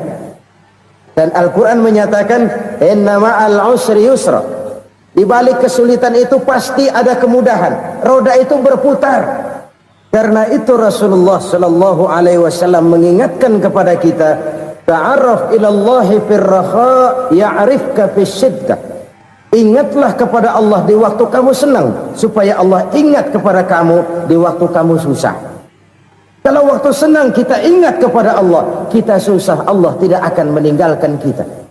Tapi kalau waktu senang kita jauh dari Allah, sujud tidak sempat, dengan masjid jauh, ketika senang kita lupakan Allah. Nanti begitu kita susah, Allah lupakan kita, dan itu menyakitkan. Oleh karena itu orang-orang tua kita dulu bilang, kalau lagi sehat ingat-ingat lu bakal sakit nanti. Kalau lagi kaya ingat-ingat satu saat kita bakal jatuh miskin. Bahkan kalau lagi muda ingat-ingat kita bakal tua. Dan yang terpenting, kalau lagi hidup ingat-ingat kita bakal mati. Saudara-saudara kaum muslimin rahimakumullah. Jadi yang kedua yang merupakan perbendaharaan surga, menyembunyikan musibah. Saudara-saudara kaum muslimin rahimakumullah. Hal ketiga yang merupakan perbendaharaan surga adalah wasilatur rahmi. Orang yang suka bersilaturahmi. Sebagaimana yang kita maklum bahwa manusia adalah makhluk yang disebut zon politika. Makhluk sosial yang tidak mungkin hidup sendiri-sendiri. Betapa dan siapapun kita memerlukan orang lain. Bodoh betul manusia kalau tinggal di tengah masyarakat tapi tidak mau bermasyarakat. Merasa hebat sendiri, pintar sendiri, gagah sendiri, kaya sendiri. Mungkin kalau mati juga ngubur sendiri.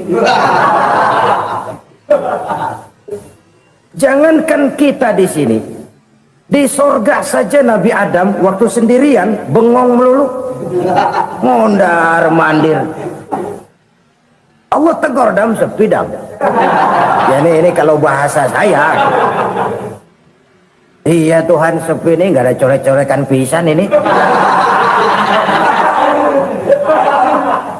Diciptakan Siti Hawa baru anteng Nabi Adam. Itu di sorga. Cobalah. Umpamanya saudara tinggal di Jakarta nih. Kayak bener. Apaan aja di Jakarta punya saudara dah. Jembatan Semanggi ambil. Monas, Buntel bawa pulang. Hotel-hotel ambil semua. Cuman tinggal di Jakarta sendirian, apa enaknya? Betapa dan siapapun kita perlu orang lain. Tidak ada seorang pun yang bisa memenuhi kebutuhan hidupnya secara sendiri-sendiri. Nah, Islam telah menyelamatkan manusia dari ras diskriminasi, mengikat manusia dengan persaudaraan yang berlandaskan kepada akidah.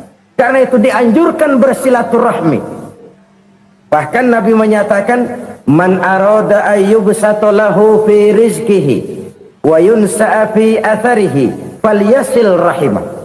Siapa yang kepengen diluaskan rezekinya dan dipanjangkan usianya, banyaklah ia bersilaturahmi. Siapa yang kepengen dimudahkan rezekinya, hendaknya ia banyak bersilaturahmi. Kalau banyak teman, kesulitan kan paling tidak ada tempat cerita. Udah susah sendirian, kita pikirin diri, nggak ada tempat tukar pikiran. Cepet banget sama bengek. Dilawan sendiri. Nah, secara makro kita bisa berkata, tidak mungkin ada kemenangan kalau tidak ada kekuatan. Tidak ada kekuatan kalau tidak ada kesatuan dan persatuan. Tidak mungkin ada kesatuan dan persatuan tanpa semangat silaturahmi. Kalau umat Islam mau menang, dia harus kuat. Kalau umat Islam mau kuat, dia harus bersatu. Kalau umat Islam mau bersatu, dia harus membudayakan silaturahmi ini. Bahkan sampai-sampai kata Nabi, kalau bisa cari nilai tambah. Apa? Silman qata'ak. Bersilaturahmilah kau kepada orang yang marah denganmu. Masya Allah, indahnya ajaran agama kita. Orang yang marah pun kepada kita, kata Nabi, kalau bisa bersilaturahmilah kepadanya, kepada orang yang marah itu. Di situ nilai tambah. Cuman jujur nih hadis, ngucapinnya gampang, ngamalinnya yang berat banget. Orang marah sama kita, kita disuruh silaturahmi, ada apa malu? Lu marah, ada gua marahan lagi. Tunggu pikirin. Saudara-saudara kaum muslimin rahimakumullah. Tapi ini yang diajarkan, bahkan ini yang dicontohkan oleh baginda Rasul. Bagaimana begitu mudah, misalnya satu saat Abu Jahal ini ngatur strategi bagaimana bikin Muhammad celaka. Dia gali lubang di depan tempat tidurnya, dia tutupin daun korma, terus dia panggil seseorang, ke sini, kasih tahu Muhammad pamannya sakit keras, minta ditengokin. Berangkat orang ini ke sana. Muhammad, labbaik, pamanmu sakit keras, dia minta ditengokin. Baik, saya akan datang menjenguk beliau. Berangkatlah Nabi ke rumah Abu Jahal tanpa prasangka apapun. Abu Jahal udah pasang setil, selimut 3 rangkap setengah dipakai, persis kayak orang meriang. Tapi sembari ngintip dari balik selimut, begitu Muhammad buka pintu, nah masuk perangkap nih. Muhammad jalan menuju tempat pembaringan. Makin lama makin dekat, makin lama makin dekat, makin dekat ke lubang yang dipasang oleh Abu Jahal itu. Dalam hati Abu Jahal, terus dah jatuh, mampus dah lo ini. Mampus lo hari ini. Apa yang terjadi? Malaikat Jibril datang. Muhammad, pamanmu cuma pura-pura sakit. Di depan tempat tidurnya ada lubang perangkap supaya kamu jatuh ke situ. Sudah, kamu pulang. Balik kanan Nabi. Sudah hampir jatuh ke lubang, balik kanan, pulang. Bayangin kecewanya Abu Jahal. Muhammad dikit lagi, Muhammad dikit lagi. Enggak paman, saya pulang aja. Emosi bangun dari tempat tidur, enggak sadar kalau lagi pura-pura sakit. Lompat ngejar Nabi, dia lupa dengan lubang yang dia gali. Usrak, nyemplung sendiri ke dalam lubang.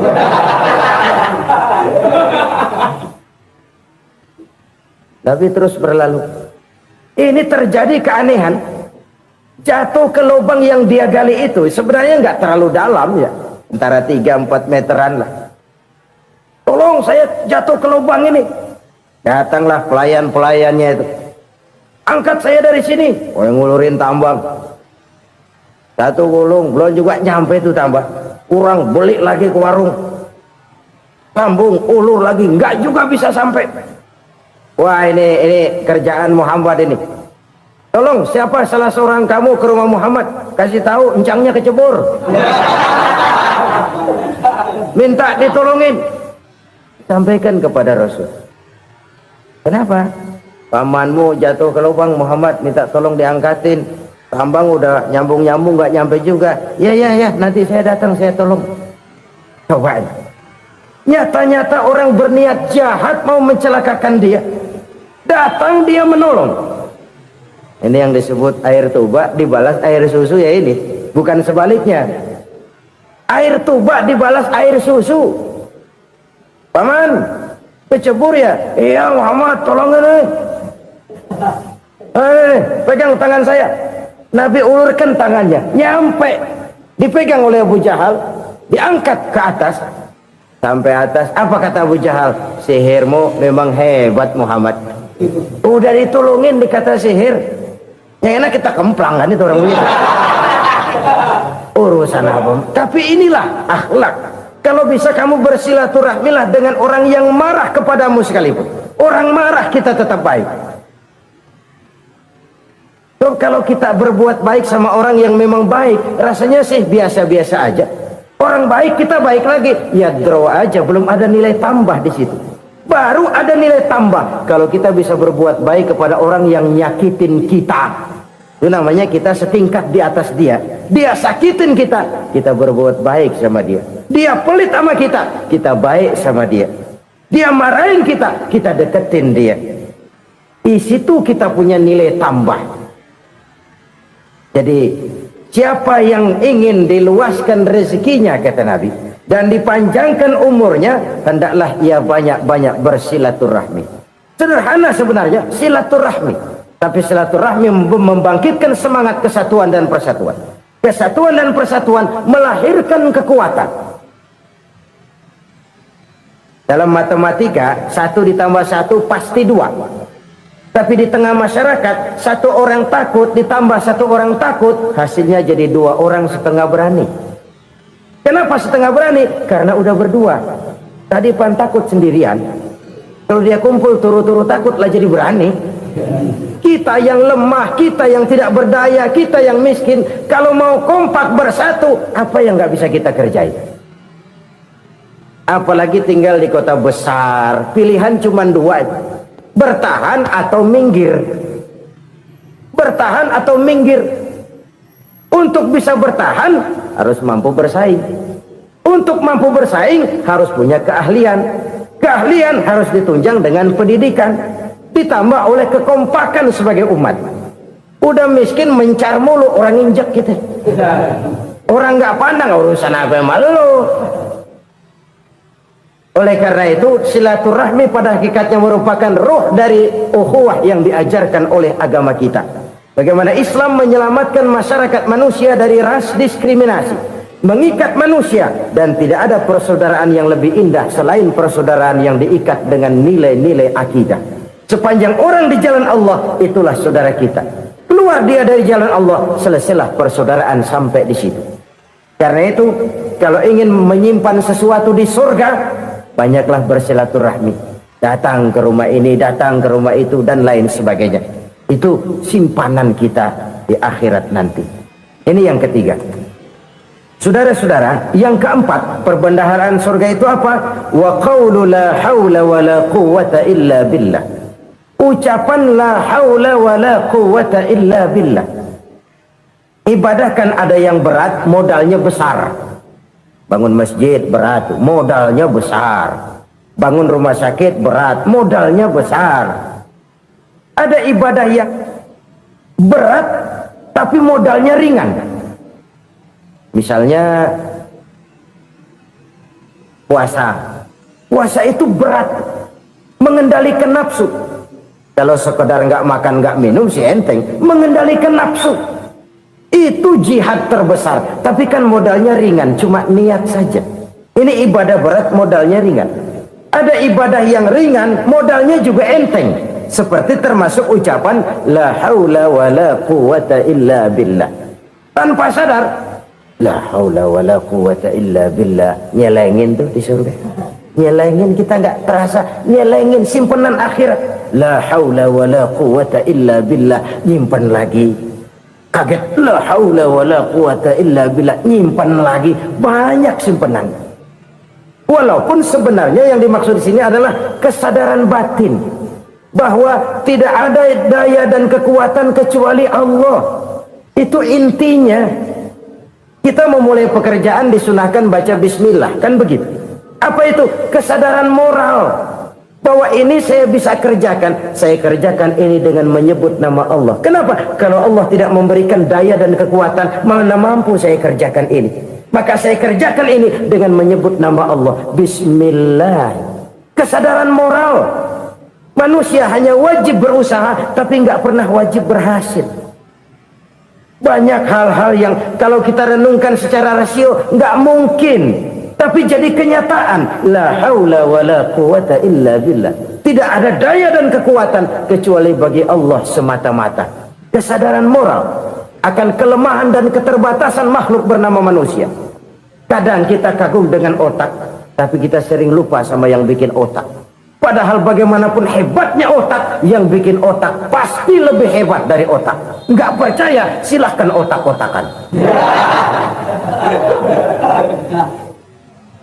Inilah kecenderungan. Kita kagum dengan pesawat-pesawat mutakhir, bukan main, besi gede banget terbang itu. Alangkah hebatnya. Lalu apa yang bikin otak tidak lebih hebat dari itu semua? Kita puji laut, apa yang bikin laut tidak lebih hebat dari laut itu? La haula wa la quwata illa billah. Tidak ada daya dan kekuatan kecuali Allah. Apa yang bisa kita lakukan kalau tidak karena daya dan kemampuan yang diberikan oleh Allah kepada kita? Lahirlah sikap tawadu, rendah hati, tidak melonjak menjadi angkuh dan sombong, sadar akan kelemahan dan keterbatasan diri sebagai makhluk yang diciptakan oleh Allah Subhanahu wa taala. Jadi satu sisi ini ucapan yang berpahala, la haula, jadi wiridan. Pada sisi lain ini kesadaran moral, sikap mental, kesadaran batin bahwa yang punya daya dan kekuatan itu cuma Allah. Kita nggak pantas untuk sombong, sebab sombong itu pakaiannya Allah. Kita nggak sedang pakai pakaian Allah, kegedean. Dan makin kita renungi, makin terbentur. Apa sih yang bisa kita sombongin? Kita mau sombong apa? Kaya, pintar, itu kan semua relatif. Di atas langit masih ada langit lagi. Jadi oleh karenanya, marilah kita menyadari, manusia hanya wajib berusaha, tapi tidak pernah wajib berhasil. Yang berusaha saja tidak wajib berhasil, apalagi yang tidak berusaha. Islam bukan agama orang pemalas yang selesai sholat lalu endelohom, nggelenggem ayem-ayem. Tapi Islam bukan agama orang sombong yang setelah berusaha lalu tidak memerlukan Allah. Kita bisa saja bikin proyeksi, tahun sekian kita bakal panen besar menurut perhitungan otak. Tapi ada kejadian lain. Apa? Tikus ngambek. Habis itu dimakanin tikus, panen gagal. Proyeksi rasional gagal oleh tikus-tikus yang ngambek itu. Bisa saja terjadi. Tahun depan kita panen besar, urung. Kenapa? Musim panas panjang. Dan sekarang ini koran-koran bikin berita musim mengalami penyelewengan. Bukan cuma manusia yang nyeleweng sekarang. Musim pakai nyeleweng. Mestinya kan musim hujan udah selesai, masih hujan-hujan juga. Musim. Nah sekarang kita boleh bikin proyeksi, kita bakal panen besar. Tahu-tahu musim panas panjang, sawah retak, air kering. Cari teknokrat yang paling botak, suruh pendekin tuh musim panas. La haula wa la quwata illa billah. Inilah kesadaran moral. Saudara, saya teringat satu saat ada seorang konglomerat. Umurnya ya kira-kira 70-an. Satu saat dia ditanya oleh wartawan, "Pak, umur Bapak berapa sih?" "Ya paling 10 tahun." 10 tahun? 10 tahun? Anak Bapak berapa orang? Satu saja? Satu. Harta Bapak berapa? Ya paling-paling bangsa 7 juta kali. 7 juta? Iya. Pak, kenapa Bapak bohongi saya? Bapak punya buku biografi. Koran-koran, majalah-majalah banyak memuat cerita riwayat hidup Bapak. Saya tahu umur Bapak 70. Kenapa bilang cuma 7 tahun? Saya tahu anak Bapak 8. Kenapa cuma bilang 1? Saya tahu harta Bapak miliaran, mungkin triliunan. Pabrik di mana-mana, bank di mana-mana. Kenapa bilang uang Bapak cuma 7 juta? Nah, kata si konglomerat tadi, "Kamu benar, Nak, kamu benar. Umur saya kalau jumlahnya memang 70, Nak. Cuman ingat-ingat saya, baru 7 tahun terakhir ini saya sujud. Baru 7 tahun terakhir ini saya berusaha dekat dengan Allah. Saya laksanakan perintahnya, saya jauhi larangannya. 7 tahun inilah rasanya yang ada nilainya di hadapan Allah. Yang 63 tahun matong, kelabu, kelem umur gue.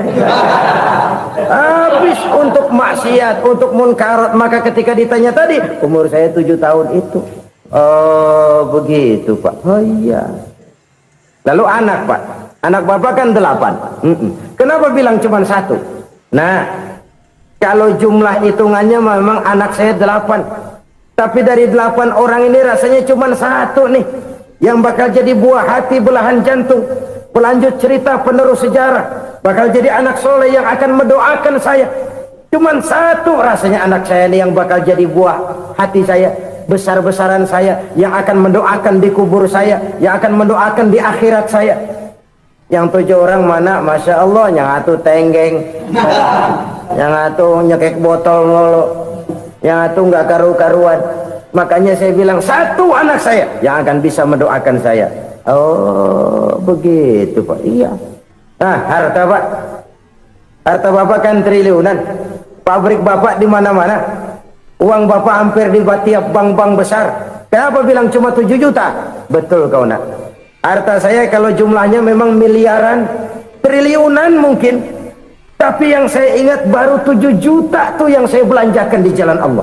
Saya nyumbang masjid, saya santuni yatim piatu, saya bantu pembangunan pesantren, saya bantu pembangunan rumah sakit Islam. Itu yang akan saya bawa pulang ke akhirat, yang 7 juta itu.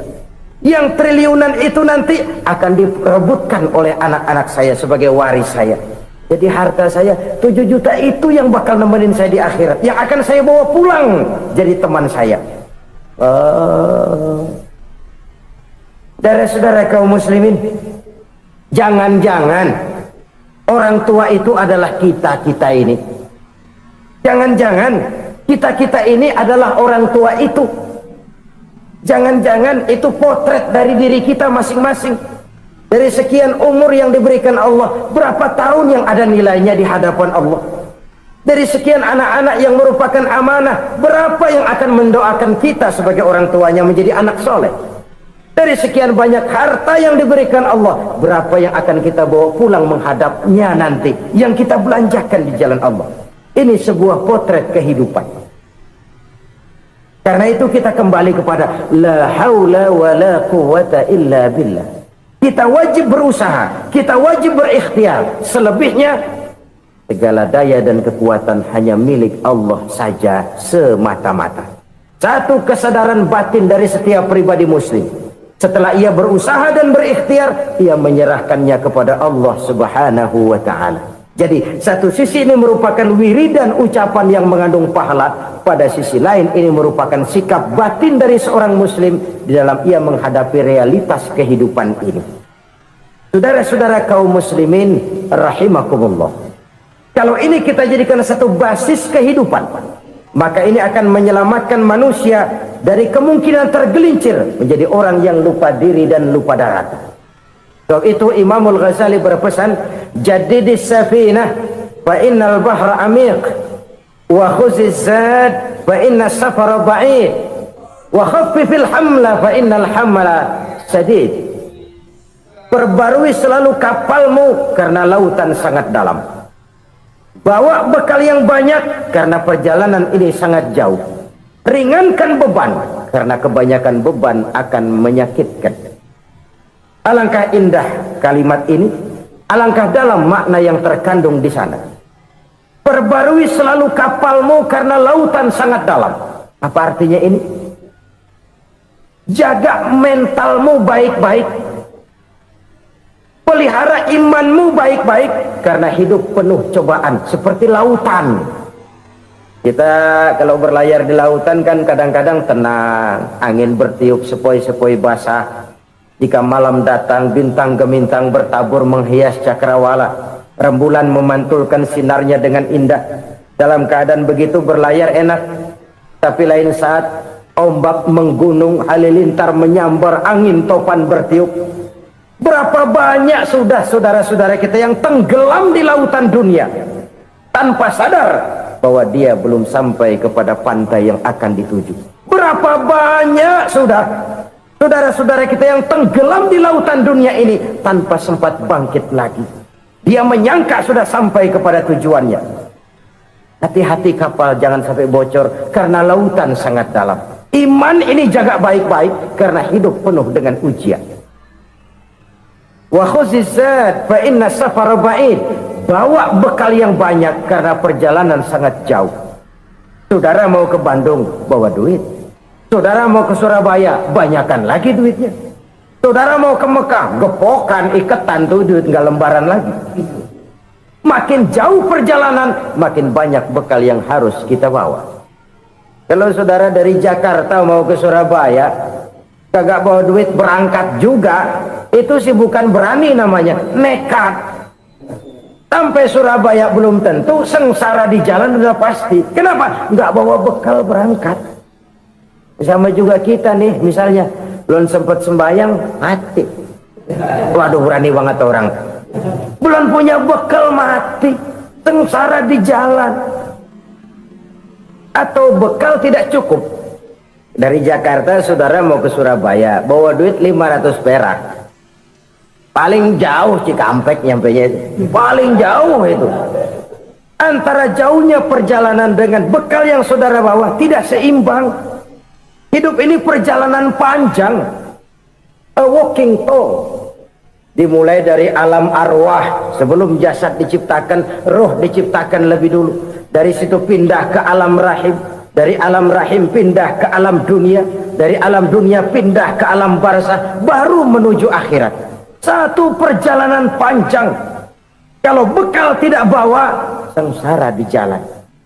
Bawa bekal yang banyak karena perjalanan ini sangat jauh. Wa khaffifil hamla, ringankan beban karena beban itu cuma akan menyulitkan. Kalau bekal itu sih keperluan, tapi beban nggak kita perluin, cuma ngeberat-beratin. Apa ini beban? Dosa, kecurangan, kebatilan, kesoliman, ketidakadilan, kesewenang-wenangan. Itu akan jadi beban kita di akhirat.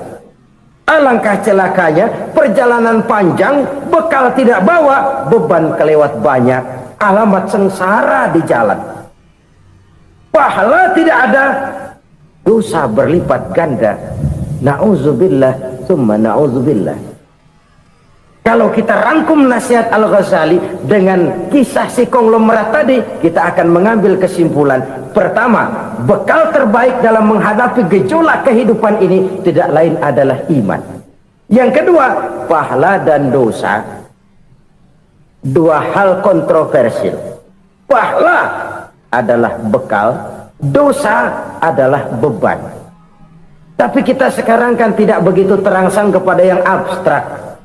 Orang berlomba mencari yang konkret-konkret saja, yang real.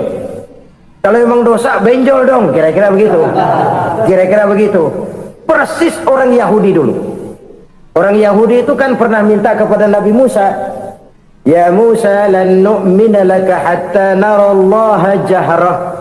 Musa, kami nggak bakal mau beriman kepada Allah kalau belum kami lihat Allah ada nongkrong di depan kami. Kalau memang Tuhan ada, taruh dong di depan kami. Mau yang konkret-konkret saja. Kalau memang dosa, benjol dong. Kalau memang pahala, berasa dong. Orang terangsang kepada yang real, yang konkret-konkret saja.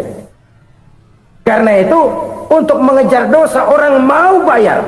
Tapi untuk mengejar pahala, walaupun tidak bayar, orang segan.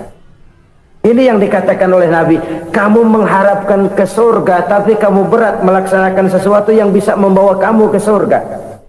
Kamu ingin jauh dari neraka, tapi tiap saat kamu lakukan perbuatan-perbuatan yang justru menjerumuskan kamu ke neraka. Idda'aitum an-najata minan nar wa ramaitum fiha anfusakum. Kamu ingin selamat dari neraka, tapi kamu lemparkan diri kamu ke neraka. Kamu ingin masuk surga, tapi berat sekali kamu melakukan perbuatan-perbuatan yang bisa menyampaikan kamu di surga. Saudara-saudara kaum muslimin rahimakumullah. Jadi hal keempat yang merupakan perbendaharaan surga adalah la haula wa la quwwata illa billah. Satu sisi ini merupakan ucapan yang memperberat timbangan akhirat. Pada sisi lain ini merupakan sikap hidup seorang muslim, kesadaran batin yang sangat dalam bahwa tidak ada daya dan kekuatan kecuali Allah.